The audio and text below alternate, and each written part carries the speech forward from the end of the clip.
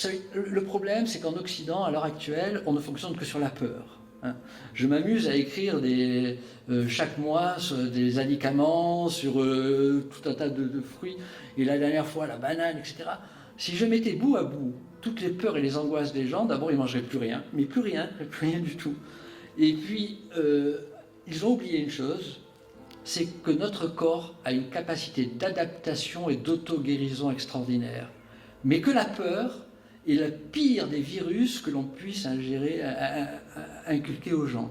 Parce que la peur, ça agit sur l'essence même du fonctionnement de l'organisme, c'est-à-dire l'énergie des reins. Et quand vous émettez de la peur, vous attrapez les pathologies liées à cette peur. Hein.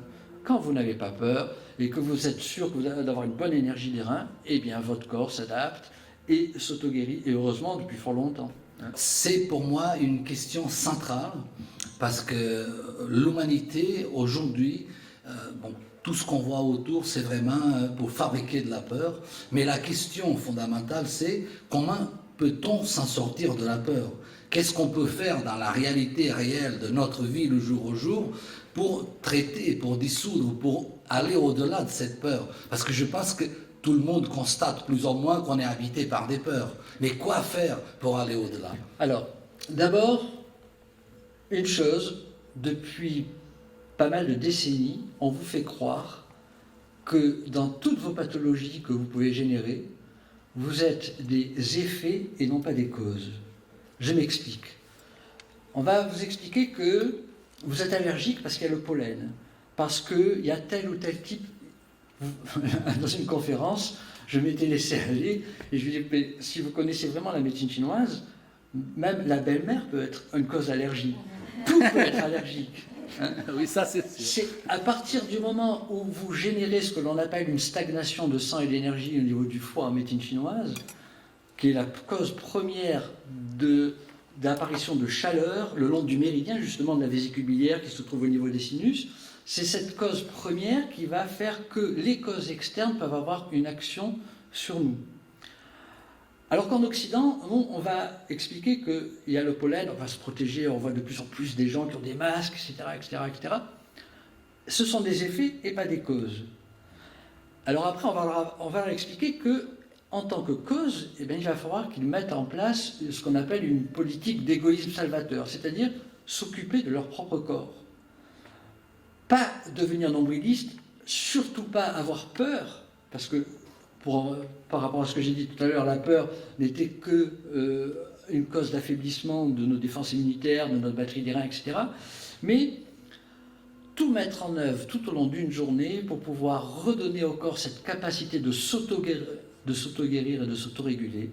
Et c'est ces méthodes de prévention donc, que j'apprends aux gens petit à petit.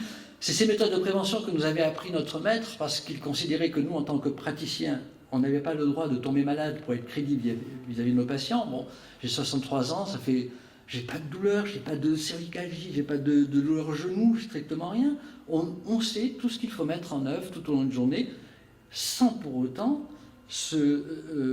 vivre séparé du monde. Hein. On peut vivre totalement dans le monde. Donc apprendre aux gens à concevoir que ce sont des causes et pas des effets. À partir de là, apprendre à recharger leur batterie. Et quand leur batterie est bien rechargée, eh bien, se met en place cette auto-adaptation, cette auto-guérison, cette confiance en soi, cette non-peur. Il faut éradiquer toute peur. Voilà, quel que soit. Un jour, je peux expliquer ça. Un jour, je parlais devant 250 personnes et à un moment, je sors mon portable et il y a une personne qui se lève et qui me dit « Monsieur, vous n'êtes pas crédible, vous avez un portable dans votre poche. » Ce à quoi je lui réponds « Écoutez, vous avez tout à fait raison. Si vous avez peur de ce portable dans la poche, il faut absolument l'enlever parce que votre peur va focaliser toutes vos peurs de stress, de cancer, etc. sur la zone où il y a votre portable. Hein. Mais ceci dit, vous avez réalisé, monsieur, qu'il y a 3000 personnes dans cette enceinte-là et qu'il y a 3000 portables ouverts. Donc partez vite, parce que là, vous êtes bombardés de rayons. Notre corps est capable d'adaptation extraordinaire. Mais ce qu'il faut aussi comprendre, c'est qu'on en reste toujours au niveau du matériel, de la symptomatologie mécaniste en Occident. Or, c'est le mental qui gouverne toute l'apparition de nos pathologies internes. C'est le grand plus de la médecine chinoise, justement.